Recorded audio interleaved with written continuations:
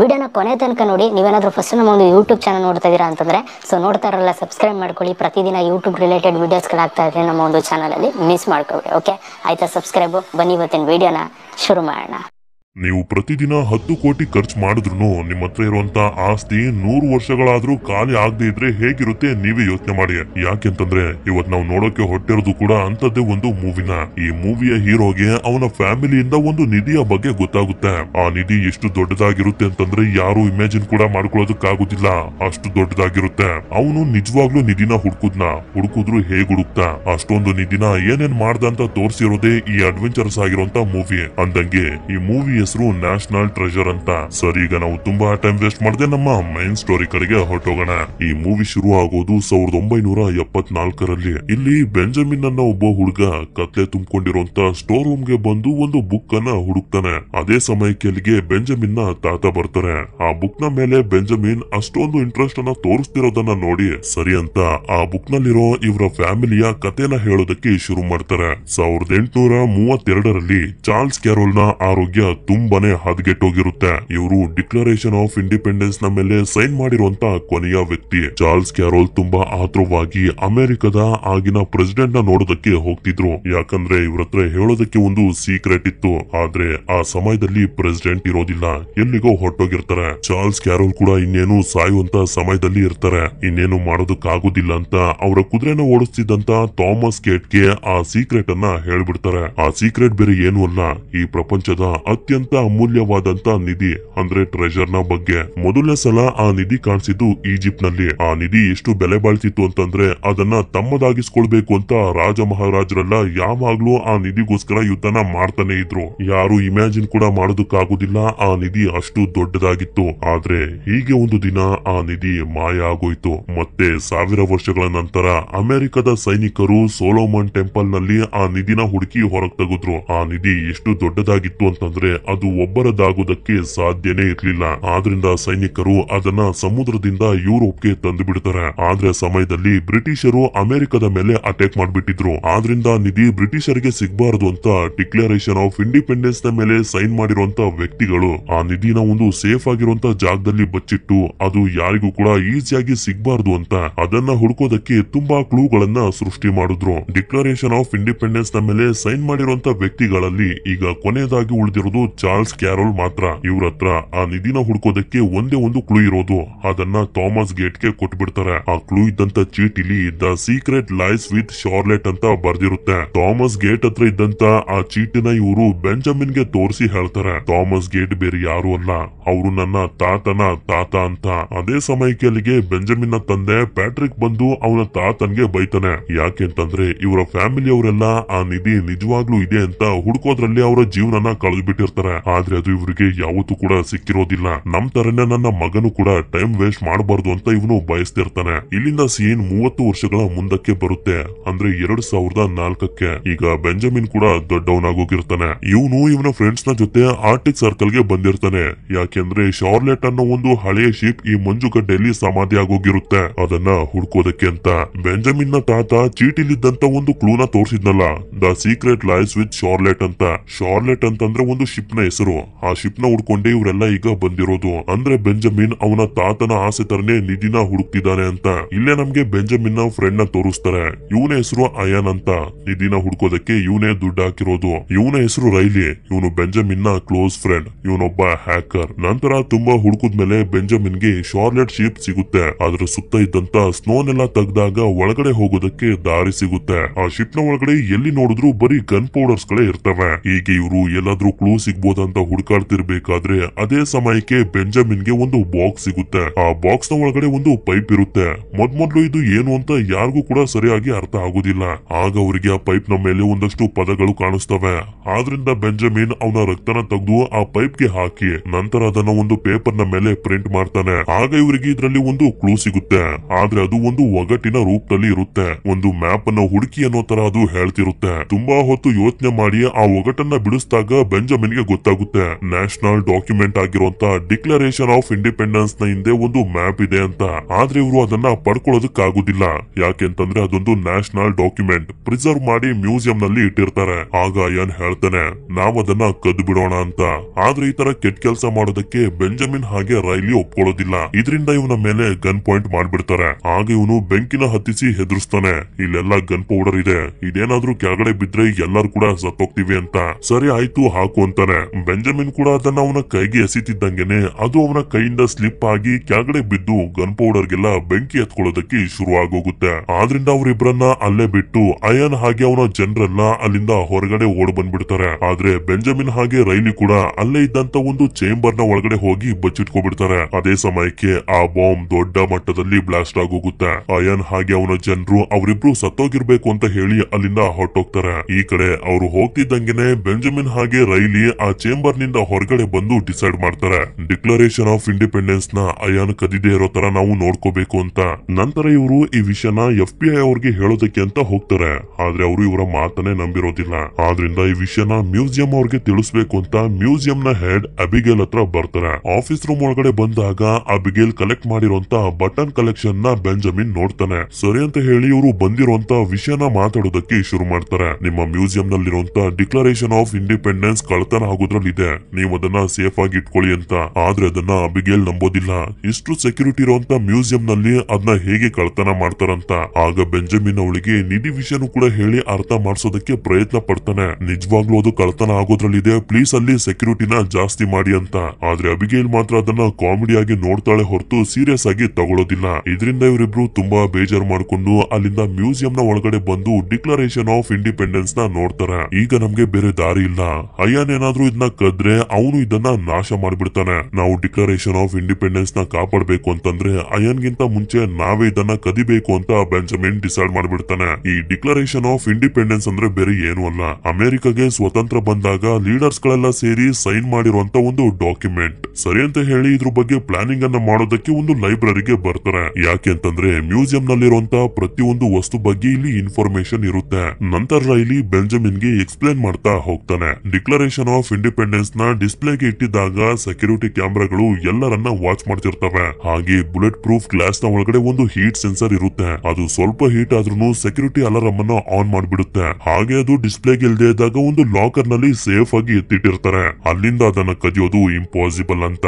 ಆಗ ಬೆಂಜಮಿನ್ ಅವನಿಗೆ ಹೇಳ್ತಾನೆ, ನಾವೇನಾದ್ರೂ ಆ ಹೀಟ್ ಸೆನ್ಸರ್ ನ ಸ್ವಲ್ಪ ಹೀಟ್ ಆಗೋ ತರ ಮಾಡಿದ್ರೆ ಡಿಕ್ಲರೇಷನ್ ಆಫ್ ಇಂಡಿಪೆಂಡೆನ್ಸ್ ಗೆ ಏನಾದ್ರೂ ಆಗಿದ್ಯಾ ಅಂತ ಚೆಕ್ ಮಾಡೋದಕ್ಕೆ ಪ್ರಿಸರ್ವೇಶನ್ ರೂಮ್ ಗೆ ಅದನ್ನ ತಗೊಂಡ್ ಬರ್ತಾರೆ. ಆಗ ನಾವು ಅದನ್ನ ತುಂಬಾ ಈಸಿಯಾಗಿ ಕದಿಬಹುದು ಅಂತ. ಈ ಪ್ಲಾನ್ ರೈಲಿಗೂ ಕೂಡ ಇಷ್ಟ ಆಗುತ್ತೆ. ನಂತರ ನಮ್ಗೆ ಮಾರನೇ ದಿನ ತೋರಿಸ್ತಾರೆ. ರೈಲಿ ಟೆಕ್ನಿಷಿಯನ್ ತರ ವೇಷನ ಬದಲಾಯಿಸಿಕೊಂಡು ಮ್ಯೂಸಿಯಂ ನ ಸೆಕ್ಯೂರಿಟಿ ಕಂಟ್ರೋಲ್ ರೂಮ್ ಗೆ ಬರ್ತಾನೆ. ಹಾಗೆ ಅಲ್ಲಿ ಕ್ಯಾಮ್ರಾಗಳನ್ನ ಹ್ಯಾಕ್ ಮಾಡಿ ಪ್ರಿಸರ್ವೇಶನ್ ರೂಮ್ ನ CCTV ಫುಟೇಜ್ ಅನ್ನ ತಗೋತಾನೆ. ಇದು ಯಾಕೆ ಅಂತ ನಮ್ಗೆ ಮುಂದೆ ಗೊತ್ತಾಗುತ್ತೆ. ಈ ಕಡೆ ಬೆಂಜಮಿನ್ ಒಂದಷ್ಟು ಸೆಕ್ಯೂರಿಟಿ ಗಾರ್ಡ್ಸ್ ಗಳನ್ನ ಅಬ್ಸರ್ವ್ ಮಾಡ್ತಾ ಅವ್ರ ಹತ್ರ ಇರೋ ತರನೇ ಒಂದು ಫೇಕ್ ಐಡಿನ ಕ್ರಿಯೇಟ್ ಮಾಡ್ಕೋತಾನೆ ಮ್ಯೂಸಿಯಂ ನ ಒಳಗಡೆ ಎಂಟರ್ ಆಗೋದಕ್ಕೆ ಅಂತ. ನಂತರ ಇವನು ಇನ್ವಿಸಿಬಲ್ ಲಿಕ್ವಿಡ್ ನ ಕೂಡ ರೆಡಿ ಮಾಡ್ಕೋತಾನೆ. ಬ್ಲೂ ಲೈಟ್ ಬಿದ್ದಾಗ ಮಾತ್ರ ಈ ಲಿಕ್ವಿಡ್ ಕಾಣಿಸೋದು. ನಂತರ ತುಂಬಾ ಬೆಲೆ ಬಾಳುವಂತ ಒಂದು ಬಟನ್ ಗೆ ಆ ಲಿಕ್ವಿಡ್ ಅನ್ನ ಹಾಕಿ ಅದನ್ನ ಪ್ಯಾಕ್ ಮಾಡಿ ಅಬಿಗೇಲ್ ಗೆ ಅಂತ ಕಳಿಸ್ತಾನೆ. ಯಾಕೆ ಅಂತಂದ್ರೆ ಬೆಂಜಮಿನ್ ಮೊದಲನೇ ಸಲ ಬಂದಾಗ ನೋಡಿದ್ನಲ್ಲ ಅಬಿಗೇಲ್ ಬಟನ್ ಗಳ ಕಲೆಕ್ಷನ್ ಅನ್ನ ಮಾಡಿರೋದ್ನ, ಅದು ಅಬಿಗೇಲ್ಗೂ ಕೂಡ ಇಷ್ಟ ಆಗುತ್ತೆ. ಈ ಕಡೆ ರೈಲಿ ಮ್ಯೂಸಿಯಂ ಗೆ ಬಂದು ಒಂದು ಲೇಸರ್ ಲೈಟ್ ನಿಂದ ಡಿಕ್ಲರೇಷನ್ ಆಫ್ ಇಂಡಿಪೆಂಡೆನ್ಸ್ ಗೆ ಹಾಕಿರುವಂತ ಹೀಟ್ ಸೆನ್ಸರ್ ಅನ್ನ ಹೀಟ್ ಮಾಡ್ತಾನೆ. ಇದರಿಂದ ಅಲ್ಲಿ ಸೆಕ್ಯೂರಿಟಿ ಅಲಾರಂ ಆನ್ ಆಗಿ ಅಬಿಗೇಲ್ ಗೆ ಕಾಲ್ ಮಾಡ್ತಾರೆ. ಆಗ ಅಬಿಗೇಲ್ ಪ್ರಿಸರ್ವೇಶನ್ ರೂಮ್ ಹತ್ರ ಬಂದು ಪಾಸ್ವರ್ಡ್ ಅನ್ನ ಹಾಕಿ ಆ ರೂಮ್ ಡೋರ್ ಅನ್ನ ಓಪನ್ ಮಾಡ್ತಾಳೆ. ನಂತರ ಡಿಕ್ಲರೇಷನ್ ಆಫ್ ಇಂಡಿಪೆಂಡೆನ್ಸ್ ನ ತಗೊಂಡೋಗಿ ಪ್ರಿಸರ್ವೇಶನ್ ರೂಮ್ ನಲ್ಲಿ ಇಡ್ತಿರ್ತಾರೆ. ಕ್ಯಾಮ್ರಾನ ಹ್ಯಾಕ್ ಮಾಡಿ ಇದನ್ನೆಲ್ಲ ರೈಲಿನೂ ಕೂಡ ನೋಡ್ತಿರ್ತಾನೆ. ಈ ಕಡೆ ಅಯಾನ್ ಕೂಡ ಡಿಕ್ಲರೇಷನ್ ಆಫ್ ಇಂಡಿಪೆಂಡೆನ್ಸ್ ನ ಕದಿಯೋದಕ್ಕೆ ಎಲ್ಲಾ ತಯಾರಿನೂ ಮಾಡ್ಕೊತಿರ್ತಾನೆ. ಇವತ್ತು ಮ್ಯೂಸಿಯಂ ನ ಆನಿವರ್ಸರಿ ನಡೀತಿರುತ್ತೆ. ಅದೇ ಸಮಯಕ್ಕೆ ಬೆಂಜಮಿನ್ ಕೂಡ ಸೆಕ್ಯೂರಿಟಿ ತರ ಅವನ ವೇಷನ ಬದಲಾಯಿಸ್ಕೊಂಡು ಬಂದು ಮ್ಯೂಸಿಯಂ ನ ಎಂಟರ್ ಆಗ್ತಾನೆ. ನಂತರ ಟಾಯ್ಲೆಟ್ ಗೆ ಬಂದು ಆ ವೇಷನ ತೆಗೆದು ಹಾಕಿ ಇವನು ಕೂಡ ಪಾರ್ಟಿಗೆ ಬಂದಿರೋ ತರನೇ ರೆಡಿ ಆಗ್ತಾನೆ. ಈ ಕಡೆ ಅಯಾನ್ ಹಾಗೂ ಅವನ ಟೀಮ್ ನವರು ಕೂಡ ಮ್ಯೂಸಿಯಂ ಹತ್ರ ಬಂದು ಅಂಡರ್ ಗ್ರೌಂಡ್ ದಾರಿಯಿಂದ ಮ್ಯೂಸಿಯಂ ನ ಒಳಗಡೆ ಹೋಗ್ತಿರ್ತಾರೆ. ಈ ಕಡೆ ಪಾರ್ಟಿಲಿ ಅಬಿಗೇಲ್ ಒಬ್ಳೆ ನಿಂತಿರ್ಬೇಕಾದ್ರೆ ಅಲ್ಲಿಗೆ ಬೆಂಜಮಿನ್ ಬಂದು ಅವಳಿಗೆ ಡ್ರಿಂಕ್ಸ್ ಅನ್ನ ಕೊಡ್ತಾನೆ. ಅವಳು ಕೂಡ ಅದನ್ನ ಈಸ್ಕೊಂಡು ಹೇಳ್ತಾಳೆ, ಆ ಬಟನ್ ಅನ್ನ ಕಳಿಸಿದ್ದಕ್ಕೆ ಥ್ಯಾಂಕ್ಸ್, ನಿಜವಾಗ್ಲೂ ನನ್ಗೆ ಅದು ಬೇಕಿತ್ತು ಅಂತ. ಹೀಗೆ ಇವರಿಬ್ರು ಮಾತಾಡ್ತಿರ್ಬೇಕಾದ್ರೆ ಇನ್ನೊಬ್ಬ ವ್ಯಕ್ತಿ ಅಬಿಗೇಲ್ ಗೆ ಅಂತ ಡ್ರಿಂಕ್ಸ್ ಅನ್ನ ತಂದ್ಕೊಡ್ತಾನೆ. ಆದ್ರಿಂದ ಬೆಂಜಮಿನ್ ಅವಳಿಗೆ ಕೊಟ್ಟಿದ್ದಂತ ಡ್ರಿಂಕ್ ಅನ್ನ ವಾಪಸ್ ಇಸ್ಕೊಬಿಡ್ತಾನೆ. ನಂತರ ಇವನು ಆ ಗ್ಲಾಸ್ ನ ತಗೊಂಡು ಟಾಯ್ಲೆಟ್ ಟಾಯ್ಲೆಟ್ ಗೆ ಬರ್ತಾನೆ. ಯಾಕೆಂತಂದ್ರೆ ಆ ಗ್ಲಾಸ್ ನ ಮೇಲೆ ಬಿದ್ದಿರುವಂತ ಅಬಿಗೇಲ್ ನ ಫಿಂಗರ್ ಪ್ರಿಂಟ್ ನ ತಗೊಳ್ಳೋದಕ್ಕೆ ಅಂತ. ಆ ಗ್ಲಾಸ್ ನ ಮೇಲೆ ತುಂಬಾ ತರದ ಕೆಮಿಕಲ್ಸ್ ಗಳನ್ನ ಹಾಕಿ ಕೊನೆಗೂ ಅಬಿಗೇಲ್ ನ ಫಿಂಗರ್ ಪ್ರಿಂಟ್ ಅನ್ನ ತಗೋಬಿಡ್ತಾನೆ. ಈ ಕಡೆ ಅಯಾನ್ ಹಾಗೂ ಅವನ ಟೀಮ್ ನವರು ಕೂಡ ಮ್ಯೂಸಿಯಂ ನ ಒಳಗಡೆ ಎಂಟರ್ ಆಗ್ಬಿಟ್ಟಿರ್ತಾರೆ. ಈ ಕಡೆ ಬೆಂಜಮಿನ್ ಅಬಿಗೇಲ್ ಫಿಂಗರ್ ಪ್ರಿಂಟ್ ಅನ್ನ ಯೂಸ್ ಮಾಡಿಕೊಂಡು ಲಿಫ್ಟ್ ಅನ್ನ ಓಪನ್ ಮಾಡಿ ಅದ್ರೊಳಗಡೆ ಬಂದ್ಬಿಡ್ತಾನೆ. ಅದೇ ಸಮಯಕ್ಕೆ ರೈಲಿನೂ ಕೂಡ ಪ್ರಿಸರ್ವೇಶನ್ ರೂಮ್ ಹತ್ರ ಇದ್ದಂತ ಎಲ್ಲಾ ಕ್ಯಾಮ್ರಾಗಳನ್ನ ಹ್ಯಾಕ್ ಮಾಡ್ಬಿಡ್ತಾನೆ. ಇದರಿಂದ ಬೆಂಜಮಿನ್ ಸೆಕ್ಯೂರಿಟಿ ಕ್ಯಾಮ್ರಾಸ್ ಗಳಲ್ಲಿ ಕಾಣಿಸೋದಿಲ್ಲ. ಆಗ ಇವನು ಕೀಬೋರ್ಡ್ ಅನ್ನ ಓಪನ್ ಮಾಡಿ ಅದ್ರ ಮೇಲೆ ಬ್ಲೂ ಲೈಟ್ ಅನ್ನ ಹಾಕ್ತಾನೆ. ಆಗ ಇವನಿಗೆ ಗೊತ್ತಾಗುತ್ತೆ ಅಬಿಗೇಲ್ ಯಾವ್ಯಾವ ಬಟನ್ ನ ಪ್ರೆಸ್ ಮಾಡಿದ್ದಾಳೆ ಅಂತ. ಅದನ್ನ ನೋಡಿ ಬೆಂಜಮಿನ್ ಪಾಸ್ವರ್ಡ್ ನ ಗೆಸ್ ಮಾಡಿ ಎಂಟರ್ ಮಾಡ್ತಾನೆ. ಆಗ ಡೋರ್ ಓಪನ್ ಆಗುತ್ತೆ. ಇವನು ಒಳಗಡೆ ಬಂದು ಡಿಕ್ಲರೇಷನ್ ಆಫ್ ಇಂಡಿಪೆಂಡೆನ್ಸ್ ನ ತಗೋತಿರ್ತಾನೆ. ಅದೇ ಸಮಯಕ್ಕೆ ರೈಲಿಗೆ ಗೊತ್ತಾಗುತ್ತೆ ಅಯನ್ನ ಕಡೆಯವರು ಕ್ಯಾಮ್ರಾನ ಹ್ಯಾಕ್ ಮಾಡ್ತಿದ್ದಾರೆ ಅಂತ.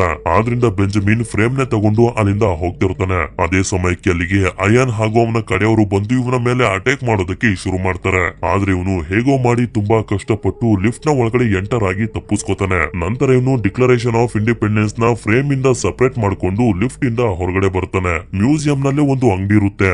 ಅಲ್ಲಿ ಫೇಕ್ ಡಿಕ್ಲರೇಷನ್ ಆಫ್ ಇಂಡಿಪೆಂಡೆನ್ಸ್ ಸಿಕ್ತಿರುತ್ತೆ. ಯಾವ್ದಕ್ಕೂ ಇಲ್ಲಿ ಅಂತ ಒಂದನ್ನ ತಗೊಂಡು ಇವನು ಅಲ್ಲಿಂದ ಹೋಗ್ತಿರ್ಬೇಕಾದ್ರೆ ಅಬಿಗೇಲ್ ಇವನನ್ನ ನೋಡ್ಬಿಡ್ತಾಳೆ. ಇವನ್ ಮೇಲೆ ಡೌಟ್ ಬಂದು ಇವನನ್ನ ಫಾಲೋ ಮಾಡ್ಕೊಂಡು ಇವನ್ ಹಿಂದೆನೆ ಬಂದ್ಬಿಡ್ತಾಳೆ. ಅದೇ ಸಮಯಕ್ಕೆ ಈ ಕಡೆ ಎಲ್ಲರಿಗೂ ಗೊತ್ತಾಗೋಗಿರುತ್ತೆ ಡಿಕ್ಲರೇಷನ್ ಆಫ್ ಇಂಡಿಪೆಂಡೆನ್ಸ್ ಕಳ್ತನ ಆಗೋಗಿದೆ ಅಂತ. ಇದರಿಂದ ಸೆಕ್ಯೂರಿಟಿ ಅಲಾರಂ ಅನ್ನ ಆನ್ ಮಾಡ್ಬಿಡ್ತಾರೆ. ಆಗ ಅಬಿಗೇಲ್ಗೂ ಕೂಡ ಗೊತ್ತಾಗೋಗುತ್ತೆ ಬೆಂಜಮಿನ್ ಇದನ್ನ ಕದ್ದಿರೋದು ಅಂತ. ಆದ್ರಿಂದ ಇವಳು ಅವನತ್ರ ಡಿಕ್ಲರೇಷನ್ ಆಫ್ ಇಂಡಿಪೆಂಡೆನ್ಸ್ ನ ಈಸ್ಕೊಂಡು ಸೆಕ್ಯೂರಿಟಿನ ಕರಿತಿರ್ಬೇಕಾದ್ರೆ ಅಯಾನ್ ಅವಳನ್ನ ನೋಡ್ಬಿಡ್ತಾನೆ. ಆದ್ರಿಂದ ಇವನು ಅವಳನ್ನ ಕಿಡ್ನಾಪ್ ಮಾಡ್ಕೊಂಡು ಅಲ್ಲಿಂದ ಹೊರಟೋಗ್ತಾನೆ. ಬೆಂಜಮಿನ್ ಹಾಗೆ ರೈಲಿನೂ ಕೂಡ ಅವರನ್ನ ಫಾಲೋ ಮಾಡೋದಕ್ಕೆ ಶುರು ಮಾಡ್ತಾರೆ. ಈಗ ಇವರು ವ್ಯಾನ್ ನಲ್ಲಿ ತುಂಬಾ ಸ್ಪೀಡ್ ಆಗಿ ಹೋಗ್ತಿರ್ಬೇಕಾದ್ರೆ ಬ್ಯಾಕ್ ಡೋರ್ ಓಪನ್ ಆಗಿ ಅಬಿಗೇಲ್ ಹೊರಗಡೆ ಬಂದ್ಬಿಡ್ತಾಳೆ. ಅವಳನ್ನ ಕಾಪಾಡೋದಕ್ಕೆ ಅಂತ ಬೆಂಜಮಿನ್ ತುಂಬಾನೇ ಕಷ್ಟ ಪಡ್ತಿರ್ತಾನೆ. ಅದೇ ಸಮಯಕ್ಕೆ ಅಬಿಗೇಲ್ ಕೈಲಿದ್ದಂತ ಡಿಕ್ಲರೇಷನ್ ಆಫ್ ಇಂಡಿಪೆಂಡೆನ್ಸ್ ನ ಅಯಾನ್ ಕಿತ್ಕೊಬಿಡ್ತಾನೆ. ನಂತರ ಬೆಂಜಮಿನ್ ತುಂಬಾ ಕಷ್ಟಪಟ್ಟು ಅವಳನ್ನ ಕಾಪಾಡಿ ಕರ್ಕೊಂಡು ಹೊಂಟೋಗ್ತಾನೆ. ಅಯಾನ್ ಆ ಮ್ಯಾಪ್ ಅನ್ನು ಓಪನ್ ಮಾಡಿದಾಗ ಅವನಿಗೆ ಗೊತ್ತಾಗುತ್ತೆ ಅದು ಫೇಕ್ ಡಿಕ್ಲರೇಷನ್ ಆಫ್ ಇಂಡಿಪೆಂಡೆನ್ಸ್ ಅಂತ.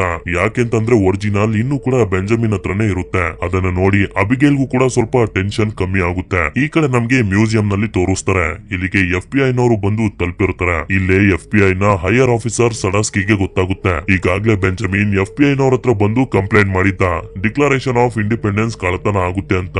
ಆದ್ರೆ FBI ನವರು ಅದನ್ನ ಸೀರಿಯಸ್ ಆಗಿ ತಗೊಂಡಿರ್ಲಿಲ್ಲ ಅಂತ. ಇದರಿಂದ ಇವರಿಗೆ ಈಗ ಮೊದಲು ಬೆಂಜಮಿನ್ ಮೇಲಿನ ಡೌಟ್ ಬರುತ್ತೆ. ಈಗ ಡಿಕ್ಲರೇಷನ್ ಆಫ್ ಇಂಡಿಪೆಂಡೆನ್ಸ್ ನ ಹಿಂದೆ ಒಂದು ಇನ್ವಿಸಿಬಲ್ ಆಗಿರುವಂತ ಕ್ಲೂ ಇದೆ. ಅದನ್ನ ಇವರು ಕಂಡುಹಿಡಬೇಕು ಅಂತಂದ್ರೆ ಒಂದಷ್ಟು ಎಕ್ಸ್ಪೆರಿಮೆಂಟ್ ಗಳನ್ನ ಇವರು ಮಾಡಬೇಕು. ಆದ್ರೆ ಈಗ ಬೆಂಜಮಿನ್ ಮನೆಗೆ ಹೋಗೋದಕ್ಕಾಗುದಿಲ್ಲ. ಯಾಕೆಂತಂದ್ರೆ ಇವನಿಗೆ ಗೊತ್ತಿದೆ FBI ನವರಿಗೆ ಇವನ್ ಬಗ್ಗೆ ಗೊತ್ತಾಗಿರುತ್ತೆ ಅಂತ. ಆದ್ರಿಂದ ಈಗ ಎಲ್ಲಿಗೆ ಹೋಗೋದು ಏನ್ ಮಾಡೋದು ಅಂತ ಇವರು ಯೋಚನೆ ಮಾಡ್ತಿರ್ಬೇಕಾದ್ರೆ ಅಬಿಗೇಲ್ ಬೆಂಜಮಿನ್ ಹತ್ರ ಡಿಕ್ಲರೇಷನ್ ಆಫ್ ಇಂಡಿಪೆಂಡೆನ್ಸ್ ನ ಇಸ್ಕೊತಾಳೆ, ನಾನ್ ಹಿಡ್ಕೋತೀನಿ ಕೊಡು ಅಂತ.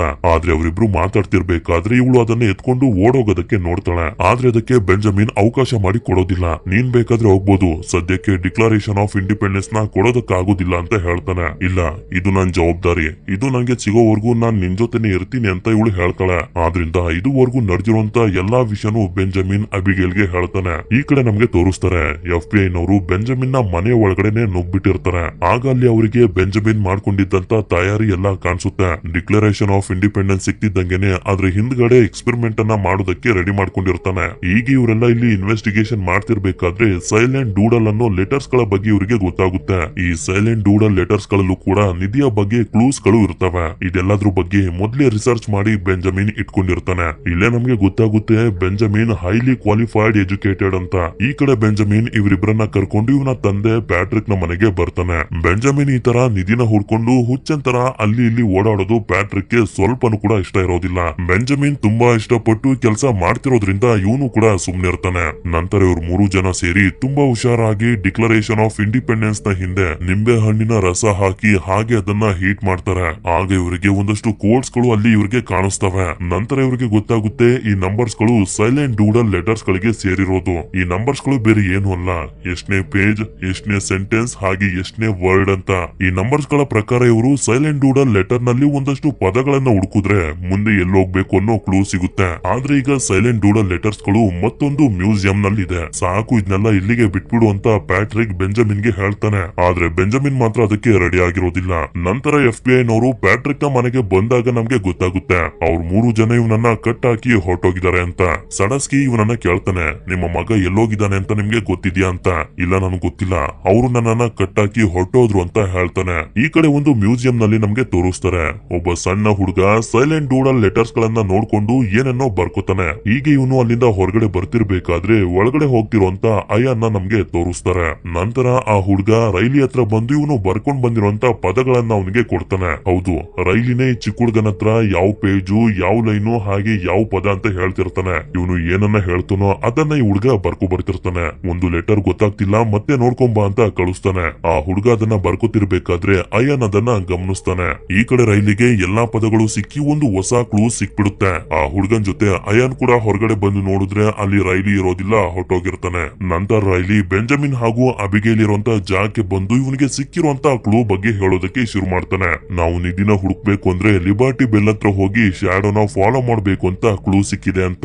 ಇದನ್ನ ಕೇಳಿ ಇವ್ರಿಗೂ ಕೂಡ ಖುಷಿ ಆಗುತ್ತೆ. ನಂತರ ತುಂಬಾ ಟೈಮ್ ಅನ್ನ ವೇಸ್ಟ್ ಮಾಡದೆ ಲಿಬರ್ಟಿ ಬೆಲ್ ಇರುವಂತ ಜಾಗಕ್ಕೆ ಹೋಗ್ತಾರೆ. ಈ ಕಡೆ ಅಯಾನ್ ಆ ಹುಡುಗನಿಗೆ ದುಡ್ಡನ್ನ ಕೊಟ್ಟು ಆ ಅಂಕಲ್ಗೆ ಏನ್ ಹೇಳಿದೆ ಅಂತ ಕೇಳಿದಾಗ ಆ ಹುಡುಗ ಹುಡುಕಿದಂತ ಪದಗಳನ್ನೆಲ್ಲ ಅವನಿಗೆ ಕೊಟ್ಬಿಡ್ತಾನೆ. ಇವರು ಆ ಪದನ ಇಂಟರ್ನೆಟ್ ನಲ್ಲಿ ಚೆಕ್ ಮಾಡಿದಾಗ ಇವ್ರಿಗೂ ಕೂಡ ಲಿಬರ್ಟಿ ಬೆಲ್ ನ ಬಗ್ಗೆ ಗೊತ್ತಾಗುತ್ತೆ. ಇವ್ರು 3 ಜನ ಲಿಬರ್ಟಿ ಬೆಲ್ ಇರುವಂತ ಮ್ಯೂಸಿಯಂ ನ ಒಳಗಡೆ ಬಂದು ಲಿಬರ್ಟಿ ಬೆಲ್ ಹತ್ರ ಬರ್ತಾರೆ. ಅಷ್ಟೊತ್ತಿಗೆ ಅಯಾನ್ ಕೂಡ ಅಲ್ಲಿಗೆ ಬಂದು ತಲುಪಿರ್ತಾನೆ. ಬೆಂಜಮಿನ್ ಮ್ಯೂಸಿಯಂ ನ ಕೆಳಗಡೆ ನೋಡಿದಾಗ ಮ್ಯೂಸಿಯಂ ನ ಚೂಪಾಗಿರುವಂತ ಶ್ಯಾಡೋ ಒಂದು ಜಾಗದಲ್ಲಿ ಬೀಳ್ತಿರುತ್ತೆ. ಆದ್ರಿಂದ ಇವನು ಆ ಜಾಗಕ್ಕೆ ಹೋಗಿ ನೋಡಿದಾಗ ಒಂದು ಗುರ್ತಿರುವಂತ ಇಟ್ಗೆ ಕಾಣಿಸುತ್ತೆ. ಆ ಇಟ್ಗೆನ ಹೊರಗಡೆ ತೆಗೆದು ನೋಡಿದ್ರೆ ಬೇರೆ ಬೇರೆ ಕಲರ್ ಲೆನ್ಸಸ್ ಇರುವಂತ ಒಂದು ಕನ್ನಡಕ ಸಿಗುತ್ತೆ. ಆ ಕನ್ನಡಕದಿಂದ ಡಿಕ್ಲರೇಷನ್ ಆಫ್ ಇಂಡಿಪೆಂಡೆನ್ಸ್ ನ ಹಿಂದೆ ನೋಡಿದಾಗ ಅದರಲ್ಲಿ ಒಂದು ಬೇರೆ ಮ್ಯಾಪೇ ಕಾಣಿಸುತ್ತೆ. ಅದರಲ್ಲಿ ಬರ್ದಿರುತ್ತೆ ಇಲ್ಲೇ ಗೋಡಿಯ ಮೇಲೆ ಇದೆ ಅಂತ.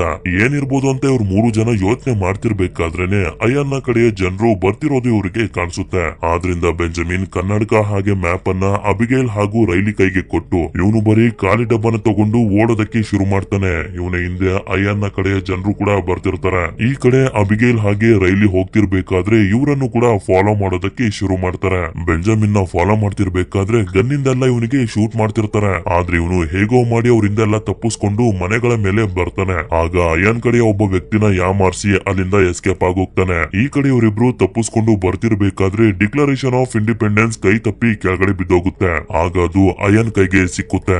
ನಂತರ ಇವರಿಬ್ರು ಅಲ್ಲಿಂದ ತಪ್ಪಿಸ್ಕೊಂಡು ಹೊರಟೋಗ್ತಾರೆ. ಈ ವಿಷಯನ ಇವರಿಬ್ರು ಬೆಂಜಮಿನ್ ಗೆ ಹೇಳಿದಾಗ ಸರಿ ಆಯ್ತು, ಕಾರ್ ಹತ್ರ ಬನ್ನಿ ಅಂತ ಹೇಳಿ ಇವನು ಕಾರ್ ಹತ್ರ ಬರ್ತಾನೆ. ಆದ್ರೆ ಅಲ್ಲಿಗೆ ಈಗಾಗ್ಲೇ FBI ನವರು ಬಂದು ತಲುಪಿರ್ತಾರೆ. ಅವರು ಇವನನ್ನ ಅರೆಸ್ಟ್ ಮಾಡ್ತಿರ್ಬೇಕಾದ್ರೆ ಅದನ್ನ ನೋಡಿ ಇವರಿಬ್ರು ಅಲ್ಲಿಂದ ಬೇರೆ ಕಡೆಗೆ ಬಂದ್ಬಿಡ್ತಾರೆ. ಬೆಂಜಮಿನ್ FBI ನವರಿಗೆ ನಿಧಿಯ ಬಗ್ಗೆ ಎಲ್ಲಾ ವಿಷಯನು ಹೇಳಿ ಅರ್ಥ ಮಾಡಿಸ್ತಾನೆ. ಅಯಾನ್ ಇಂದ ಕಾಪಾಡೋದಕ್ಕೆ ನಾನು ಡಿಕ್ಲರೇಷನ್ ಆಫ್ ಇಂಡಿಪೆಂಡೆನ್ಸ್ ನ ಕದ್ದಿದ್ದು, ಆದ್ರೂ ಕೂಡ ಈಗ ಡಿಕ್ಲರೇಷನ್ ಆಫ್ ಇಂಡಿಪೆಂಡೆನ್ಸ್ ಅಯಾನ್ ಹತ್ರನೇ ಇದೆ ಅಂತ. ಇಲ್ಲ ನಮ್ಗೆ ಗೊತ್ತಾಗುತ್ತೆ ಆ ಕನ್ನಡಕನ ಬೆಂಜಮಿನ್ ಇಟ್ಕೊಂಡಿದ್ದ ರೈಲಿಗೆ ಕೊಟ್ಟಿಲ್ಲ ಅಂತ. ಹಾಗೆ ಅವನು ನೋಡ್ತಾನೆ, ಕನ್ನಡಕದ ಒಂದು ಲೆನ್ಸ್ ಅನ್ನ ತೆಗೆದು ನೋಡಿದ್ರೆ ಅಕ್ಷರಗಳು ಬೇರೆ ತರನೇ ಕಾಣ್ತವೆ ಅಂತ. ಅದೇ ಸಮಯಕ್ಕೆ ಬೆಂಜಮಿನ್ ಗೆ ಅಯಾನ್ ಇಂದ ಕಾಲ್ ಬರುತ್ತೆ. ಅಯಾನ್ ಹೇಳ್ತಾನೆ, ಡಿಕ್ಲರೇಷನ್ ಆಫ್ ಇಂಡಿಪೆಂಡೆನ್ಸ್ ಸೇಫ್ ಆಗಿ ವಾಪಸ್ ಬೇಕು ಅಂತಂದ್ರೆ ನಿನ್ನ ಹತ್ರ ಇರುವಂತ ಕನ್ನಡಕನ ತಗೊಂಡು USS ಇಂಟರ್ಪ್ರೈಡ್ ಹತ್ರ ನನ್ನನ್ನ ಮೀಟ್ ಮಾಡೋದಕ್ಕೆ ಬರಬೇಕು. ಡಿಕ್ಲರೇಷನ್ ಆಫ್ ಇಂಡಿಪೆಂಡೆನ್ಸ್ ನಿಜವಾಗ್ಲೂ ಸೇಫ್ ಆಗಿರ್ಬೇಕು ಅಂತಂದ್ರೆ FBI ನವ್ರನ್ನ ನೀನು ಅಲ್ಲೇ ಬಿಟ್ಟು ನೀನ್ ಒಬ್ನೇ ಬರ್ಬೇಕು ಅಂತ. ಇದನ್ನ FBI ನವರು ಕೂಡ ಕೇಳಿಸ್ಕೊತಿರ್ತಾರೆ. ಸರಿ ಅಂತ ಹೇಳಿ FBI ನವರು ಬೆಂಜಮಿನ್ ನ ಅಯಾನ್ ಹೇಳಿರುವಂತ ಜಾಗಕ್ಕೆ ಕರ್ಕೊಂಡ್ ಬಂದು ಎಲ್ಲಾರು ವೇಷಗಳನ್ನ ಬದಲಾಯಿಸಿಕೊಂಡು ಬೆಂಜಮಿನ್ ವಾಚ್ ಮಾಡ್ತಿರ್ತಾರೆ. ಯಾರಾದ್ರೂ ಇವನ ಹತ್ರ ಬಂದ್ರೆ ಅವರನ್ನ ಹಿಡಿಬೇಕು ಅಂತ. ಹಾಗೆ ಸಡಸ್ಕಿ ಕೂಡ ಬೆಂಜಮಿನ್ ನ ಜೊತೆ ಕಾಂಟ್ಯಾಕ್ಟ್ ನಲ್ಲೇ ಇರ್ತಾನೆ. ಅದೇ ಸಮಯಕ್ಕೆ ಅಯಾನ್ ನ ಕಡೆಯ ಒಬ್ಬ ವ್ಯಕ್ತಿ ದೂರದಲ್ಲಿ ನಿಂತ್ಕೊಂಡು ಬೆಂಜಮಿನ್ ಹತ್ರ ಬರ್ತಿರುವಂತ ಎಲ್ಲಾ ಸಿಗ್ನಲ್ಸ್ ಗಳನ್ನ ಕಟ್ ಆಗೋ ರೀತಿ ಮಾಡಿಬಿಡ್ತಾನೆ. ಇದರಿಂದ ಸಡಸ್ಕಿ ಹಾಗೆ ಬೆಂಜಮಿನ್ ನ ಮಧ್ಯೆ ಇದ್ದಂತ ಕನೆಕ್ಷನ್ ಕಟ್ ಆಗೋಗಿರುತ್ತೆ. ಹಾಗೆ ಇನ್ನೊಬ್ಬ ಬೆಂಜಮಿನ್ ಹತ್ರ ಬಂದು ಹೇಳ್ತಾನೆ, ಡಿಕ್ಲರೇಷನ್ ಆಫ್ ಇಂಡಿಪೆಂಡೆನ್ಸ್ ಬೇಕು ಅಂತಂದ್ರೆ ನೀರಿಗೆ ಹಾರು, ನಾವು ನಿನ್ನ ಅಲ್ಲಿಂದ ಅಯಾನ್ ಹತ್ರ ಕರ್ಕೊಂಡು ಹೋಗ್ತೀವಿ ಅಂತ. ಸರಿ ಅಂತ ಹೇಳಿ ಬೆಂಜಮಿನ್ ಕೂಡ ಅಲ್ಲಿಂದ ದೂರ ಬರ್ತಿದ್ದಂಗೆನೆ ಸಡಸ್ಕಿ ಜೊತೆ ಮತ್ತೆ ಕಾಂಟ್ಯಾಕ್ಟ್ ಆಗುತ್ತೆ. ಆಗ ಬೆಂಜಮಿನ್ ಸಡಸ್ಕಿಗೆ ಐ ಆಮ್ ಸಾರಿ ಅಂತ ಹೇಳಿ ನೀರಿನ ಒಳಗಡೆ ಹಾರು ಬಿಡ್ತಾನೆ. ಆಗ ಅಲ್ಲಿಗೆ ಅಯಾನ್ ನ ಕಡೆಯ ಜನರು ಬಂದು ಇವನನ್ನ ಅಲ್ಲಿಂದ ಬೇರೆ ಕಡೆಗೆ ಕರ್ಕೊಂಡು ಹೋಗ್ತಿರ್ತಾರೆ. FBI ನವರು ಎಷ್ಟೇ ಹುಡುಕಿದ್ರು ಬೆಂಜಮಿನ್ ಅವರಿಗೆ ಸಿಗೋದೇ ಇಲ್ಲ. ಈ ಕಡೆ ಬೆಂಜಮಿನ್ ನ ಅಯಾನ್ ನ ಕಡೆಯ ಜನರು ಅಯಾನ್ ಹತ್ರ ಕರ್ಕೊಂಡು ಹೋಗ್ತಿರ್ತಾರೆ. ಅದೇ ಸಮಯಕ್ಕೆ ಅಬಿಗೇಲ್ ಇಂದ ಬೆಂಜಮಿನ್ ಗೆ ಕಾಲ್ ಬರುತ್ತೆ. ಆಗ ಅವಳು ಹೇಳ್ತಾಳೆ, ನಿನ್ನನ್ನ FBI ನಿಂದ ಬಿಡಿಸೋದಕ್ಕೆ ಬೇರೆ ದಾರಿ ಇರ್ಲಿಲ್ಲ, ಆದ್ರಿಂದ ಈ ರೀತಿ ಮಾಡ್ಬಿಟ್ಟೆ ನನ್ನನ್ನ ಕ್ಷಮಿಸ್ಬಿಡು ಅಂತ. ಅಂದ್ರೆ ಬೆಂಜಮಿನ್ ಹತ್ರ ಇರುವಂತ ಕನ್ನಡಕದ ಬಗ್ಗೆ ಅಯಾನ್ ಗೆ ಹೇಳಿರೋದು ಅಬಿಗೇಲೆ ಅಂತ. ಇದ್ರಲ್ಲಿ ನಿಂದೇನು ತಪ್ಪಿಲ್ಲ, ಹೋಗ್ಲಿ ಬಿಡು ಅಂತ ಬೆಂಜಮಿನ್ ಅಬಿಗೇಲ್ ಗೆ ಹೇಳ್ತಾನೆ. ನಂತರ ಇವನನ್ನ ಅಯಾನ್ ಇರುವಂತ ಜಾಗಕ್ಕೆ ಕರ್ಕೊಂಡ್ ಬರ್ತಾರೆ. ಆಗ ಅಯಾನ್ ಇವ್ರಿಗೆ ಮೊದಲನೇ ಸಲ ಸಿಕ್ಕಿದ್ದಂತ ಪೈಪ್ ಹಾಗೆ ಡಿಕ್ಲರೇಷನ್ ಆಫ್ ಇಂಡಿಪೆಂಡೆನ್ಸ್ ನ ಅಲ್ಲೇ ಇಟ್ಟು ಕನ್ನಡಕದಲ್ಲಿ ನೋಡಿದಾಗ ಮ್ಯಾಪ್ ನ ಹಿಂದೆ ಏನ್ ಕಾಣಿಸ್ತು ಅಂತ ಬೆಂಜಮಿನ್ ನ ಕೇಳ್ತಾನೆ. ಆಗ ಬೆಂಜಮಿನ್ ಹೇಳ್ತಾನೆ, ಮ್ಯಾಪ್ ನಲ್ಲಿ ಹಿಯರ್ ಅಟ್ ದ ವಾಲ್ ಅಂತ ಇತ್ತು, ಬ್ರಾಡ್ವೇ ಸ್ಟ್ರೀಟ್ ವಾಲ್ ಇಲ್ಲೇ ಇದೆ. ನನ್ಗನ್ಸೋ ಪ್ರಕಾರ ಇದೇ ಸ್ಟ್ರೀಟ್ ವಾಲ್ ಅಲ್ಲಿ ಹುಡುಕಿದ್ರೆ ಆ ನಿಧಿ ಸಿಗ್ಬೋದು ಅಂತ ಹೇಳಿ ಆ ಪೈಪ್ ಹಾಗೆ ಡಿಕ್ಲರೇಷನ್ ಆಫ್ ಇಂಡಿಪೆಂಡೆನ್ಸ್ ನ ತಗೊಂಡು ಹೋಗ್ತಿರ್ತಾನೆ. ಆದ್ರೆ ಅಯಾನ್ಗೆ ಬೆಂಜಮಿನ್ ನ ಮೇಲೆ ನಂಬಿಕೆ ಬರೋದಿಲ್ಲ. ಆದ್ರಿಂದ ಅವನ ತಂದೆನ ತೋರಿಸಿ ಹೆದರಿಸ್ತಾನೆ. ನಿಧಿ ಎಲ್ಲಿದೆ ಕರೆಕ್ಟ್ ಆಗಿ ಹೇಳು ಅಂತ. ಹಾಗೆ ಇವನು ಹೇಳ್ತಾನೆ ನಿಧಿ ಟ್ರಿನಿಟಿ ಚರ್ಚ್ ನಲ್ಲಿ ಸಿಗುತ್ತೆ ಅಂತ.